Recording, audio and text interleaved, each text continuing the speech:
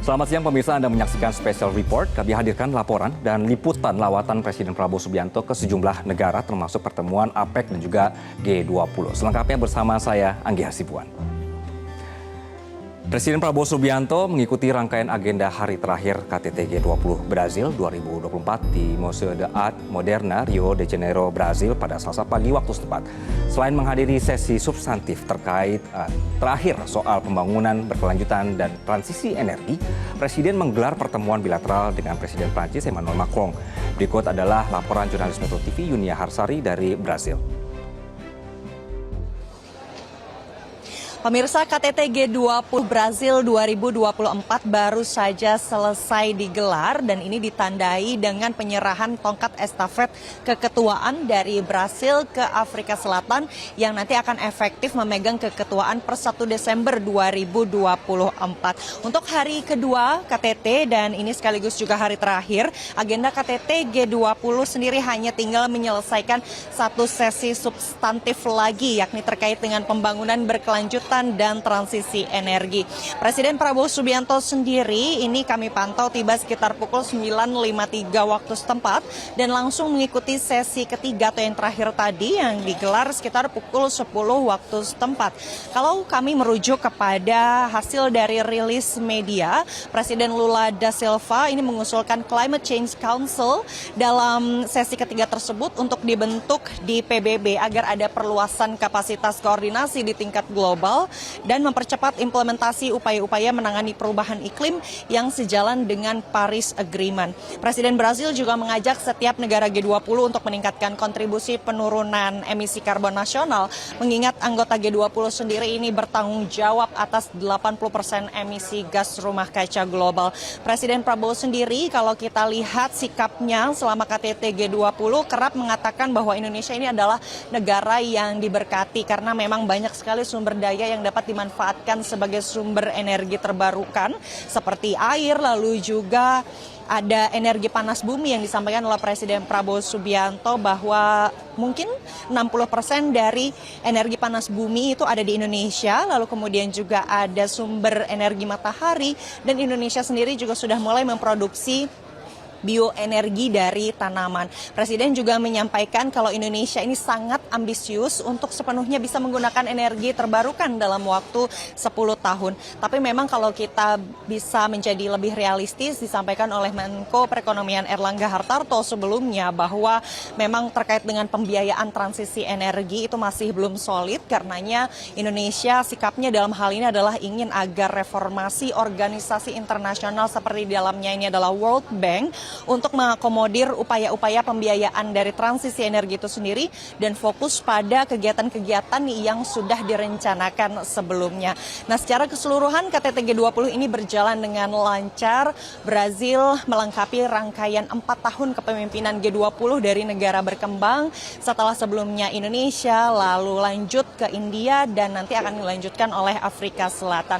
Nah, kalau kita berbicara soal legasi utama dari keketuaan Brazil di G20 tahun ini adalah terkait dengan peluncuran Global Alliance Against Hunger and Poverty atau peluncuran aliansi global melawan kelaparan dan kemiskinan, di mana sasarannya atau tujuannya ini yang utama nanti adalah untuk pengentasan kemiskinan dan kelaparan pada 2030.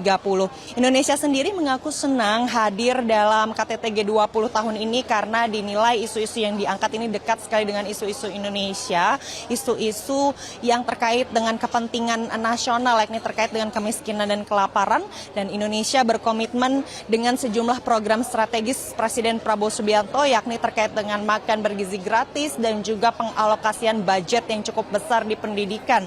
Ini kemudian bisa memenuhi target dalam 3 tahun swasembada pangan, dalam 4 tahun swasembada energi, dan tahun kelimanya bisa kemudian berkontribusi secara konkret ke Global Alliance atau aliansi global melawan kelaparan dan kemiskinan tadi. Nah, selain Global Alliance, hasil dari KTT G20 ini adalah meletakkan perubahan iklim dalam agenda Menteri-Menteri Ekonomi dan Bank Sentral dan untuk pertama kalinya menyetujui dokumen multilateral pertama untuk bioekonomi. Ada juga terkait dengan call to action untuk reformasi pemerintahan global yang lebih efektif dan representatif serta menentukan pilar utama dalam perdagangan dan pembangunan berkelanjutan serta komitmen meningkatkan kapasitas energi terbarukan global sebanyak 3 kali lipat pada tahun 2030.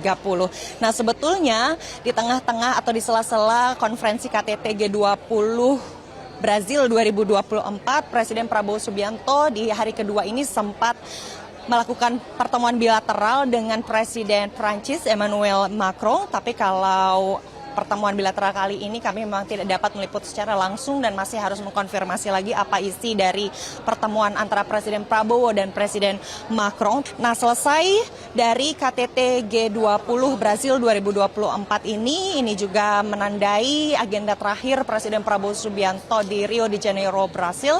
Presiden akan langsung bertolak ke Inggris melalui Base Area do Galeão atau pangkalan militer Rio de Janeiro, Brasil pada Selasa sore untuk melanjutkan lawatan luar negeri berikutnya. Dari Rio de Janeiro, Brasil, Yunia Harsari, Metro TV.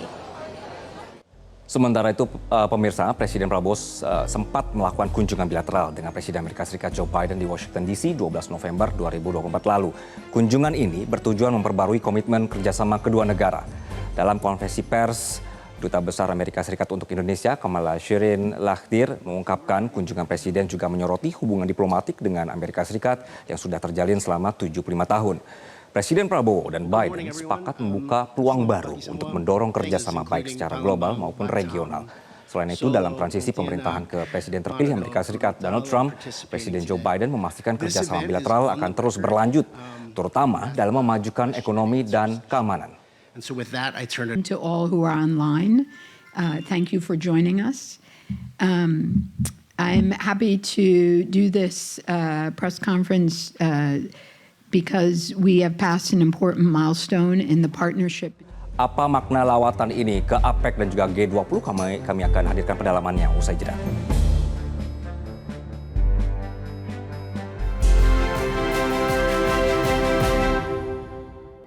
Pemirsa, Presiden Prabowo menghadiri 2 konferensi tingkat tinggi di Peru dan Brazil serta melakukan sejumlah pertemuan bilateral yang membawa hasil positif bagi Indonesia.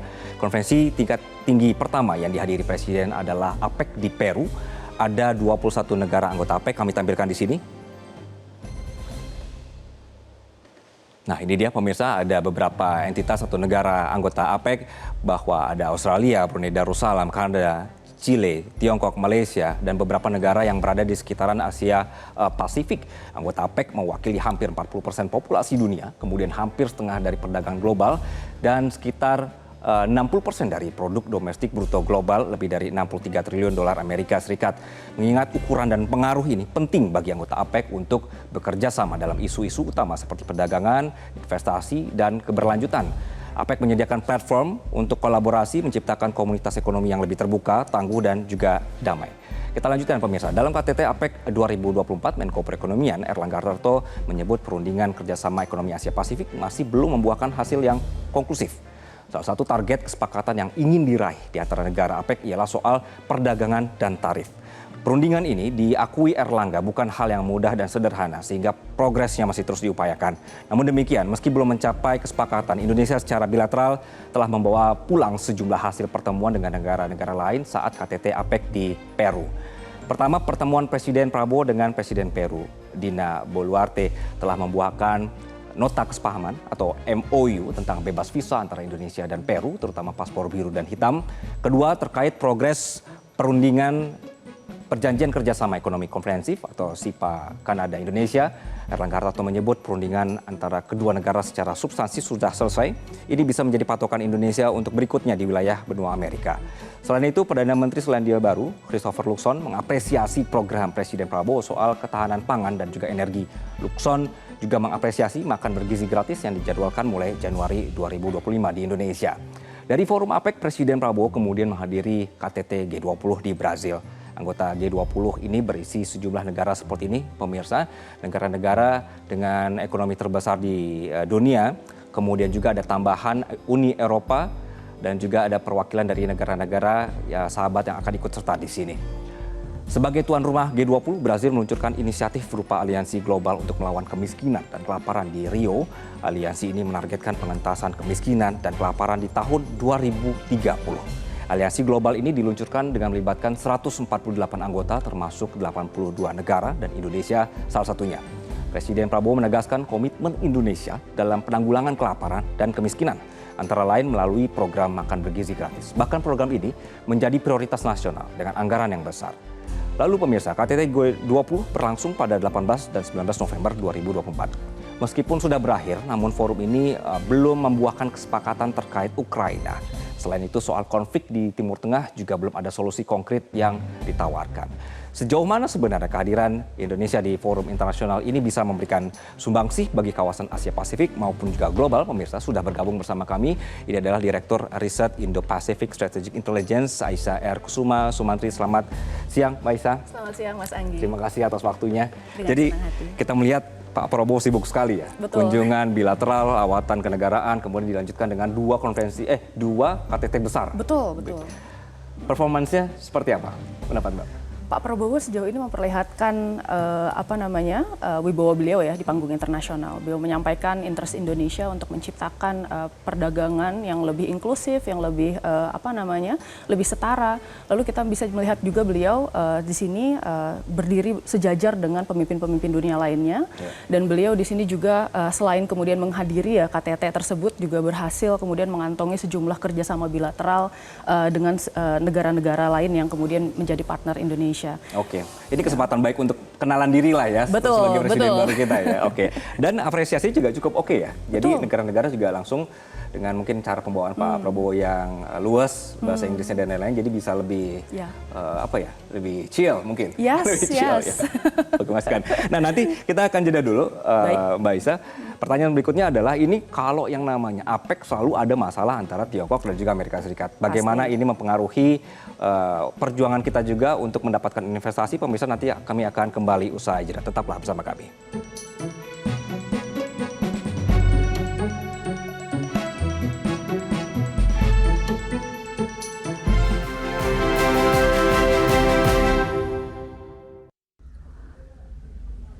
Di Brazil, Presiden Joe Biden, Presiden Prabowo Subianto, dan para kepala negara G20 lainnya mengakhiri KTT mereka yang terakhir pada hari Selasa.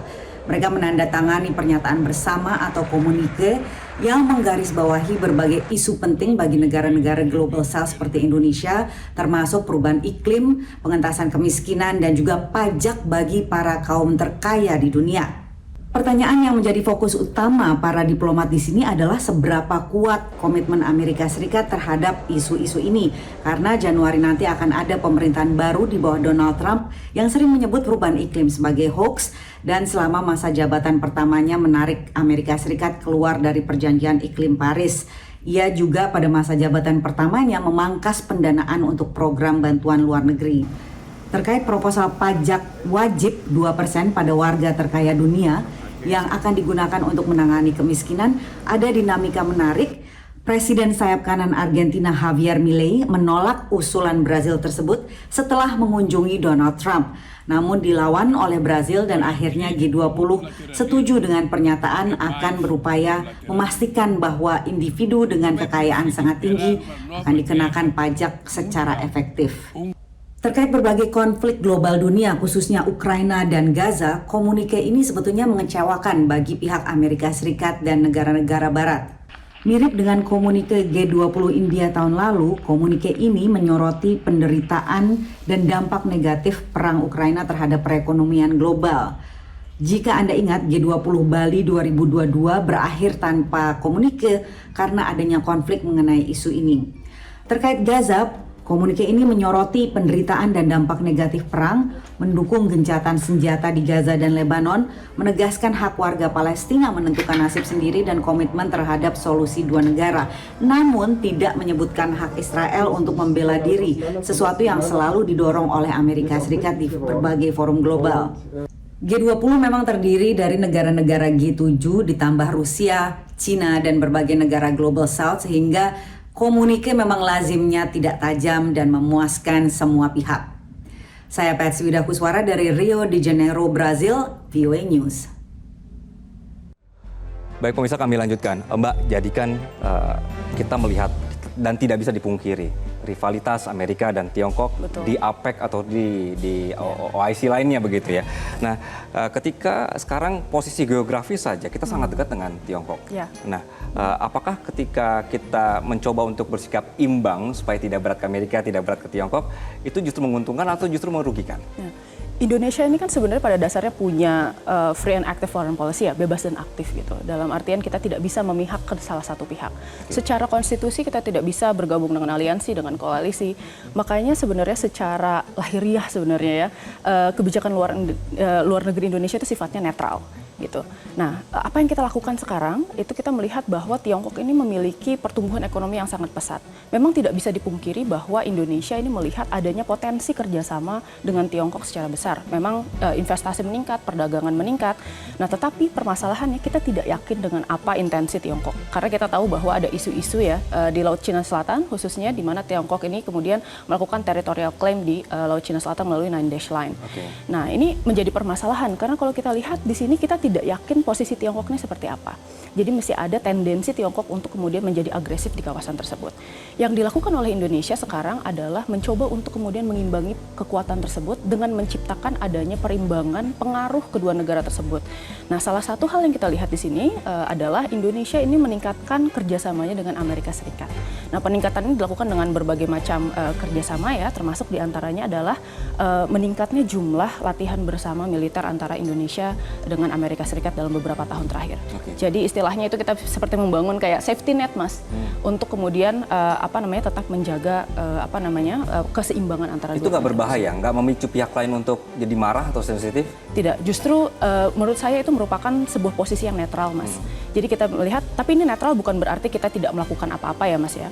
Dalam artian kita secara aktif berusaha untuk kemudian bisa menjaga keseimbangan tersebut sehingga kemudian kita tidak terlihat berpihak ke salah satu pihak.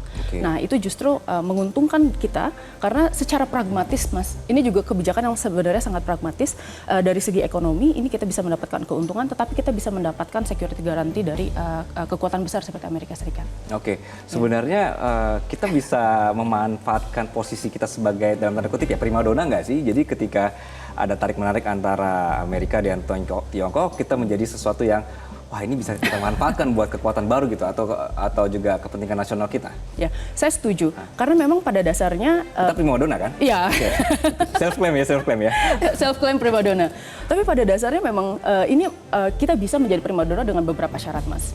Yang pertama adalah kita harus menjaga perekonomian kita untuk tetap kuat. Karena mau tidak mau, Mas, agar kita tidak terpengaruh oleh kemudian kekuatan-kekuatan besar ini, kita harus punya bargaining position atau posisi tawar sehingga kita bisa punya stance yang independen atau posisi yang independen dalam menentukan arah kebijakan kita sendiri. Jangan sampai ekonomi kita lemah lalu kita menjadi ketergantungan, Mas, yang ada dengan kekuatan-kekuatan di luar negeri. Itu yang pertama. Lalu yang kedua adalah ini sebenarnya demokrasi yang sehat. Demokrasi yang sifatnya partisipatoris dan sehat.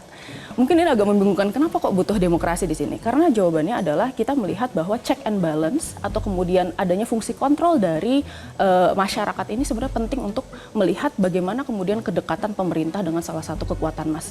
Ketika misalnya kita sudah terlalu dekat dengan China atau Amerika Serikat, fungsi check and balance-nya kemudian bekerja. Kita mengingatkan bahwa kita tetap di bawah aktif, kita tetap netral, kita tetap kemudian melakukan kebijakan luar negeri yang sifatnya netral tapi tetap aktif. Dari pernyataan-pernyataan Pak Prabowo selama kunjungan ini, menurut Mbak, are we on the right track? Ya. Untuk keseimbangan tadi ya. Kalau misalnya kita lihat ya, Mas, memang ini kita lihat dari lawatan beliau ke luar negeri ya, bagaimana kemudian Pak Prabowo ini kemudian berkunjung ke China, lalu kemudian dilanjutkan ke Amerika Serikat dan kemudian berlanjut ke dua KTT besar ini. Dan ini memperlihatkan bahwa pilihan untuk kemudian melakukan lawatan luar negeri kedua negara besar tersebut itu memperlihatkan adanya perimbangan potensi perimbangan dari Pak Prabowo sendiri. Terlebih lagi kalau kita mendengarkan pidato beliau ya ketika inaugurasi presiden, beliau menyebutkan kan 1000 Friends Zero Enemy ini sama menggaungkan apa yang kemudian sudah diucapkan diucapkan oleh Presiden SBY di masa lalu, bahwa Indonesia di sini posisinya adalah pasifis, Mas. Kita berusaha untuk kemudian mendapatkan posisi yang sebenarnya paling netral dan kemudian bisa menjembatani dua kekuatan besar tersebut. Oke. Mbak, jadi kan isu ekonomi kan kadang-kadang juga, bukan kadang-kadang, mempengaruhi Iya, untuk betul. keputusan politik luar negeri negara-negara kawasan Asia Pasifik. Ketika badai menerjang, ada pandemi, ada ekonomi, ada perang Ukraina, kemudian stok dan komoditas ini jadi membuat negara-negara ini saling memproteksi diri sendiri untuk menyimpan bahan-bahan baku itu sendiri begitu. Ini bisa mengganggu nggak dalam hal geopolitik dan juga tarik-menarik diplomasi ketika mereka juga harus menyelamatkan dong untuk internal sendiri begitu. Tentu, Mas, karena di zaman modern ini, Mas, kita sudah tidak bisa berbicara lagi tentang ekonomi terpisah atau kemudian tentang isu-isu strategik dan keamanan terpisah. Semuanya telah membaur menjadi satu. Jadi ini sepertinya sesuatu yang abu-abu ya. Ini berbeda dengan kalau kita ingat misalnya di era Perang Dingin dulu, itu sangat jelas sekali batasan antara blok barat dan blok timur. Kalau sekarang ini sebenarnya ekonomi merupakan hal yang kemudian pada akhirnya mengintegrasikan sistem komunitas internasional menjadi sesuatu yang sifatnya global ya. Bahkan kalau kita bicara tentang Amerika Serikat dengan Cina, mereka merupakan dua negara yang memiliki hubungan perekonomian yang sangat kuat. For example, Amerika Serikat sendiri sebenarnya ini kan memiliki banyak sekali manufacturing company ya yang kemudian ada di China. Sementara Cina sendiri menganggap Amerika Serikat menjadi salah satu pasar terbesarnya.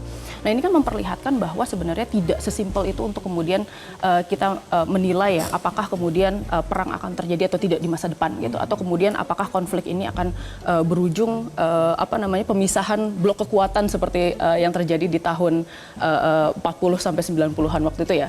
Nah, ini kita melihat bahwa ada sesuatu yang baru. Nah, termasuk ketika kita bicara tentang supply and demand, yes, ini akan sangat berpengaruh karena mau tidak mau ketika ada konflik di luar negeri, ini akan sangat berpengaruh terhadap permasalahan supply and demand. For example, sekarang kan kita bisa melihat bahwa salah satu yang kemudian terjadi ya setelah perang dari Rusia dan Ukraina, dampaknya adalah bagaimana negara-negara tersebut mencoba untuk kemudian lebih berdikari ya secara energi, karena Rusia merupakan salah satu pemasok gas alam terbesar di dunia.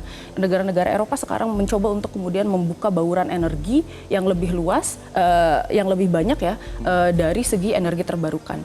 Dan di samping itu kita bisa lihat juga nih dari front Timur Tengah nih, Mas, ini juga kan berpengaruh terhadap kemudian harga-harga bahan pangan, terutama misalnya harga bahan pokok seperti dan energi ya seperti minyak bumi.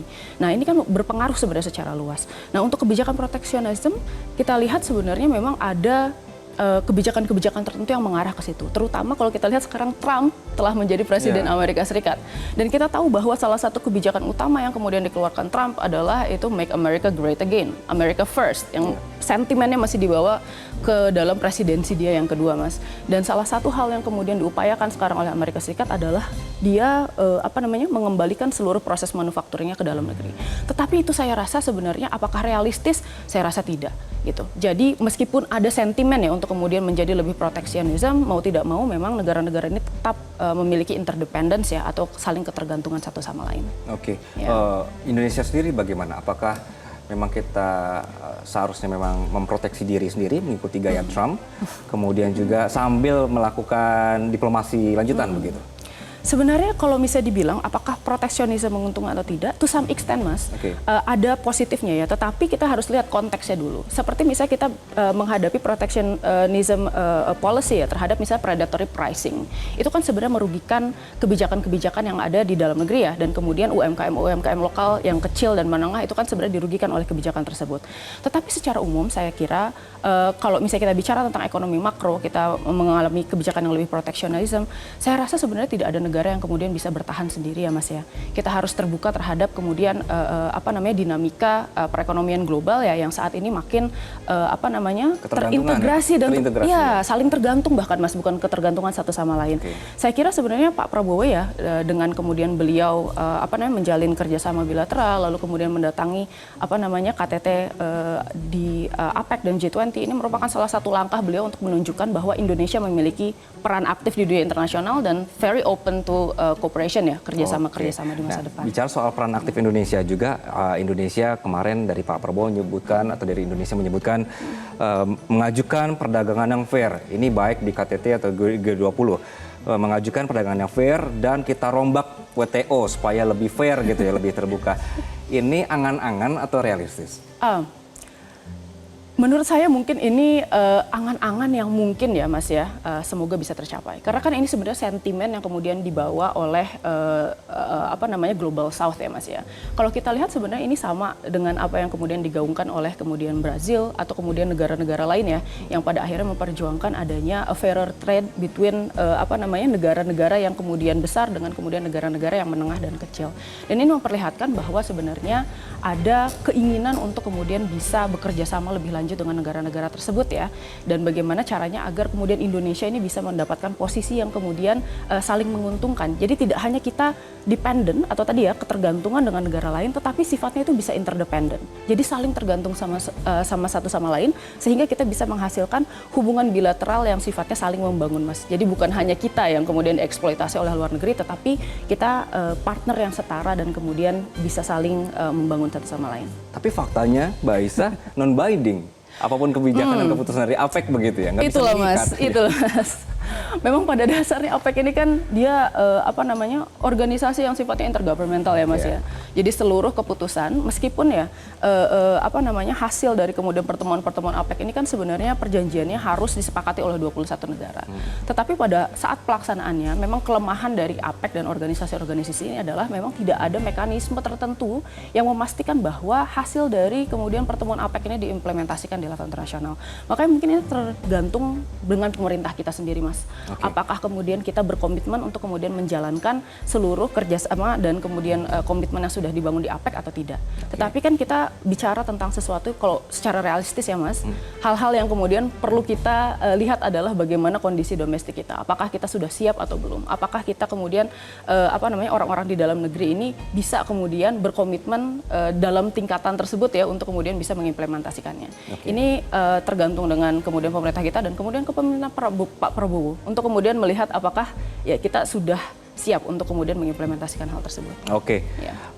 Ini yang menjadi perjuangan Pak Prabowo ya, Betul. dengan mengusulkan adanya perdagangan yang fair dan juga mereformasi WTO. Pemirsa, kami akan kembali usai jeda. Kami akan membahas berkenaan dengan setelah APEC lalu Pak Prabowo ini berkumpul dengan negara-negara G20. Apa yang bisa kita lihat dari pertemuan ini saat lagi?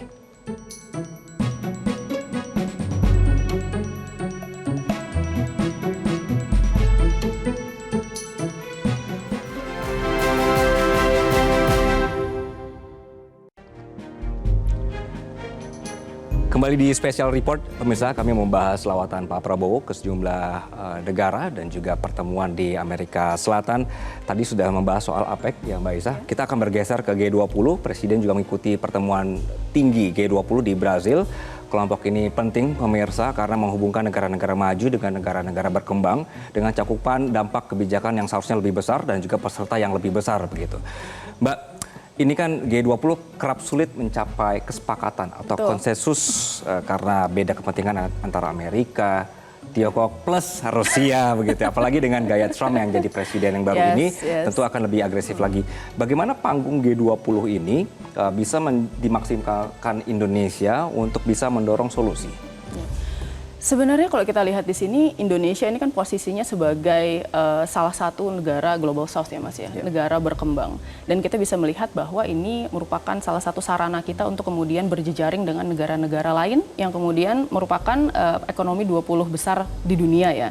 Dan saya rasa ini merupakan salah satu apa namanya ajang yang penting bagi Indonesia untuk kemudian bisa menyampaikan apa namanya concern-nya serta apa namanya kepentingan Indonesia di dunia internasional. Nah, termasuk salah satunya hal-hal yang sering disebut adalah bagaimana kemudian Indonesia ini berjuang untuk kemudian bisa apa namanya memperjuangkan apa namanya dunia yang kemudian lebih damai, perdamaian dunia ya. Lalu kemudian kita membicarakan tentang kemudian kemiskinan, global poverty dan kemudian pengentasan kemiskinan tersebut dan bagaimana kemudian kita bisa menimbulkan kayak kesetaraan global ya. Dan itu merupakan sesuatu yang sebenarnya mungkin bisa dicapai di dalam forum-forum besar seperti ini. Oke, Mbak, langsung saja. Tapi tidak ada pembahasan Gaza. Tidak ada pembahasan Ukraina. Betul. Tidak ada pembahasan bahwa Amerika sudah mengirimkan bantuan senjata ke Ukraina dan senjatanya sudah dipakai Ukraina begitu ya untuk nembak Rusia.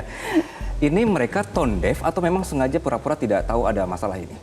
Sebenarnya Mas, kalau kita lihat ya, permasalahan geopolitik ini kan sebenarnya terus berjalan ya, meskipun ada KTT ini. Sebenarnya diskusinya bukan tidak ada, tetapi memang diskusinya kemudian muncul, naik ke permukaan, tetapi memang tidak menghasilkan sesuatu yang konkret Mas.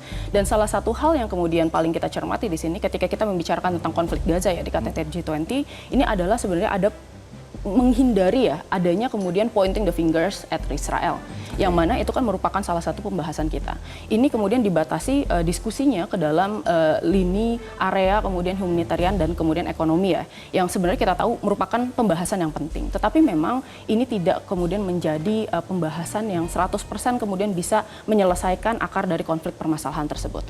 Makanya menurut saya memang ini agak sulit ya Mas untuk kemudian kita lihat apakah kemudian G20 ini bisa menghasilkan kemudian keputusan konkret ya terkait permasalahan global konflik ini, terutama ketika kita tahu ini seperti sweeping under the rug, atau kemudian ini kita pura-pura bahwa kemudian permasalahannya itu seperti tidak ada, jadi tidak komplit sebenarnya pembahasannya di situ. Oke, jadi apa gunanya dong Antonio Guterres datang ke Amerika Selatan gitu kan, kemudian bilang ayo dong G20 ini ngelit gitu ya negara-negara untuk masalah Gaza. Jadi ini percuma aja atau? Saya rasa sebenarnya tetap ada pembicaraan ya yang sebenarnya penting dan mengarah ke arah sana. Meskipun memang dengan PBB ya?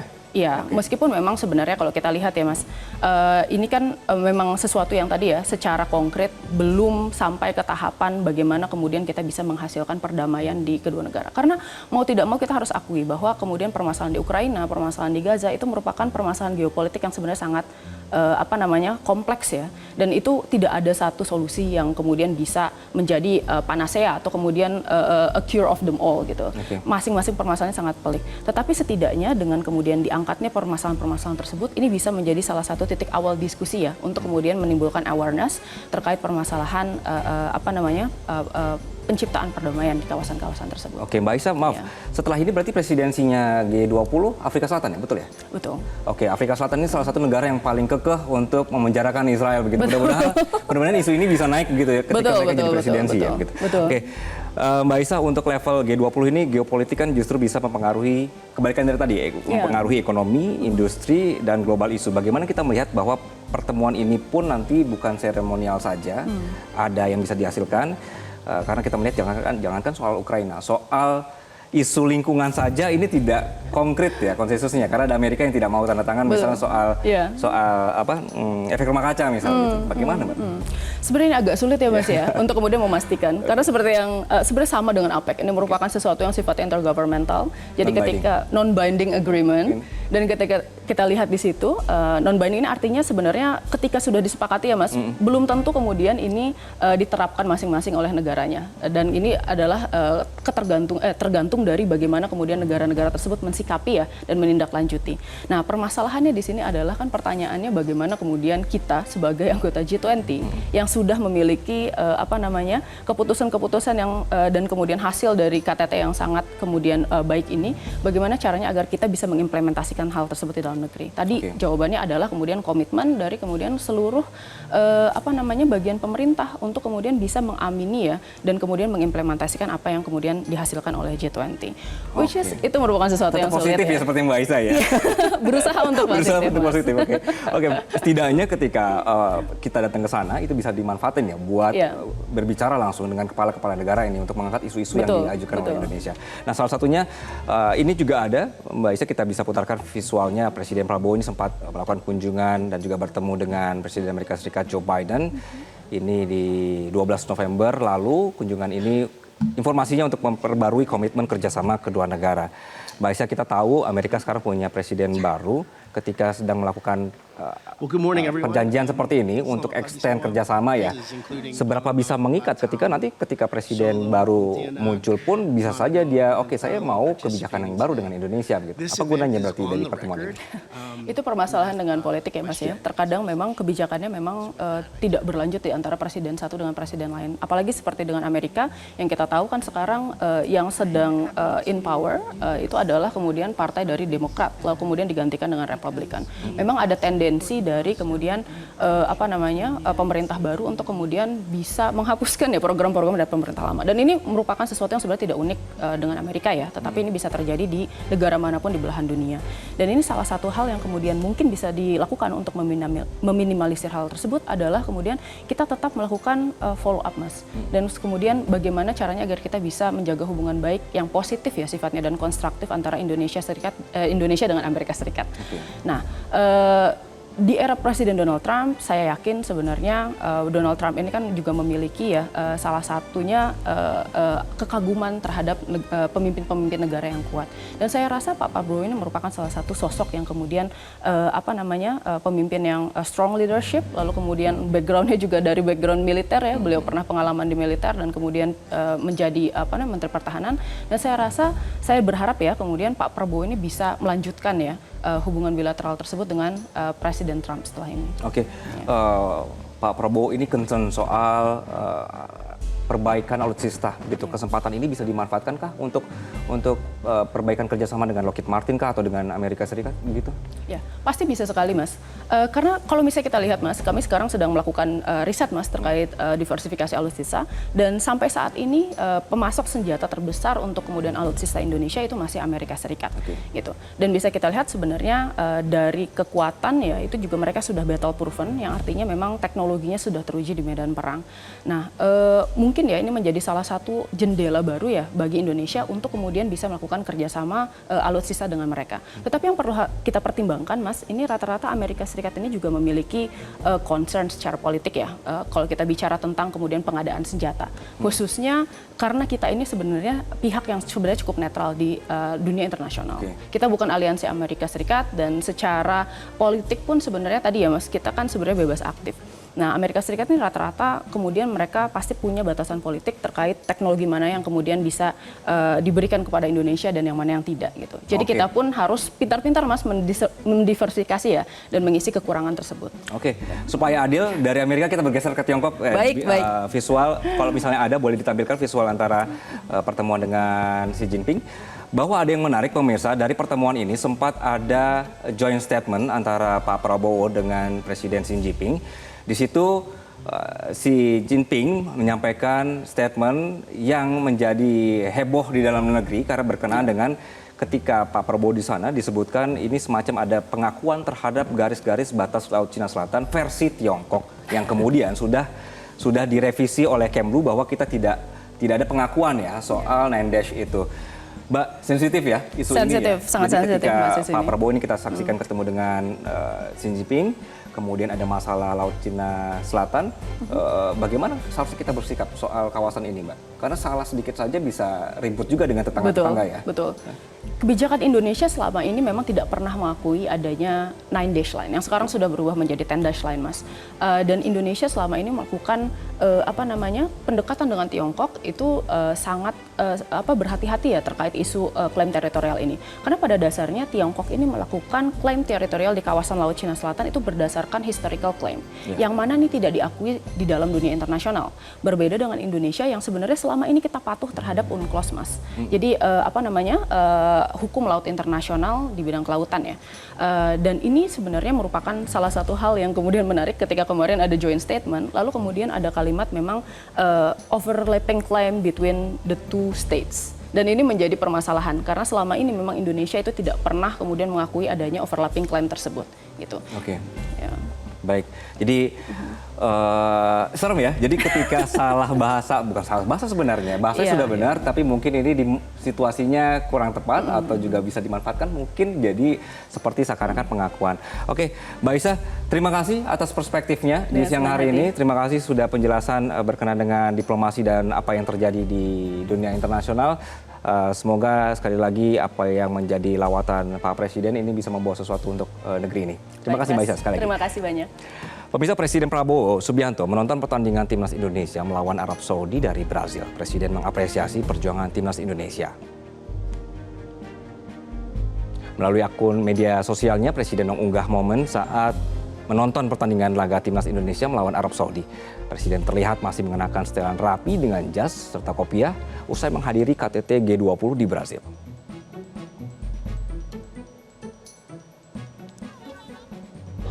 Presiden menyampaikan terima kasih kepada timnas Indonesia yang berhasil menang 2-0 atas Arab Saudi pada laga lanjutan grup C ronde 3 kualifikasi Piala Dunia 2026 zona Asia. Presiden menilai timnas sudah tampil luar biasa.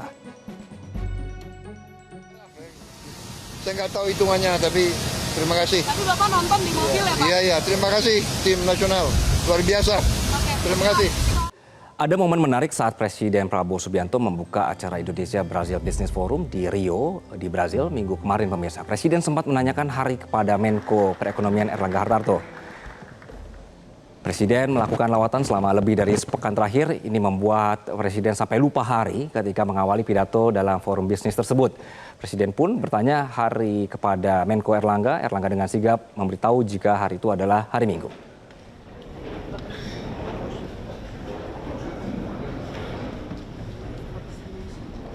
Today is a Sunday. I'm confused. I don't know the days anymore. Yes, because I just carry out what my team tells me what to do. So. Sementara itu Presiden Prabowo mengaku sudah rindu tanah air dan ingin segera pulang. Meski begitu masih ada beberapa agenda penting lain yang harus dihadiri. Presiden menegaskan fokus rangkaian kunjungannya ini untuk memperbaiki ekonomi dalam negeri. Salah satunya membuka keran investasi bagi investor asing. First of all, Your Excellency. Betulnya ya, bulan-bulan pertama, tahun-tahun pertama saya harus fokus untuk memperbaiki ekonomi dalam negeri, domestik. Saya kebetulan begitu saya dilantik ada G20, ada APEC, saya harus datang dan juga karena G20 dan APEC itu berdekatan dan jauh, kalian saya manfaatkan untuk mampir ke beberapa negara, Tiongkok. Hanya kita lihat apakah tanggalnya cocok atau tidak. Tapi saya ingin segera pulang sebetulnya. Presiden Prabowo Subianto bertemu dengan sejumlah pemimpin dunia dalam lawatannya. Salah satu momen keakraban ini terlihat saat Presiden bertemu pemimpin negara anggota MIKTA. MIKTA ialah gabungan negara-negara yakni Meksiko, Indonesia, Korea Selatan, Turki, dan Australia yang digagas 11 tahun lalu. Pertemuan ini terlihat berjalan dengan hangat, akrab, bahkan pemimpin negara saling tersenyum hingga tertawa. Menariknya pemirsa, pertemuan ini menghasilkan kesepakatan yang konkret. Mereka menegaskan komitmen mewujudkan dunia yang aman, damai, adil, dan inklusif bagi semua. Pemimpin negara MIKTA juga sepakat mencari solusi yang kreatif untuk menghadapi tantangan regional dan juga global.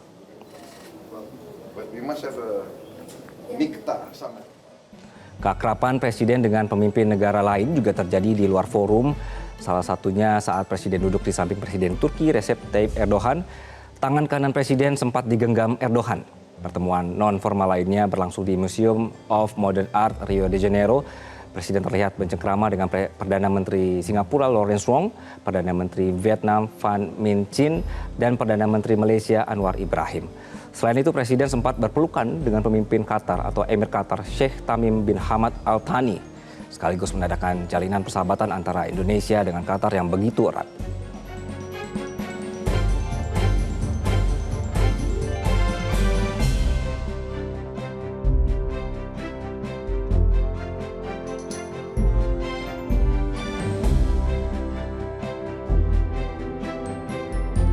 Terima kasih telah menyaksikan Special Report. Saya Anggia Sibon, mewakili segenap kru yang bertugas pamit undur diri. Sampai jumpa.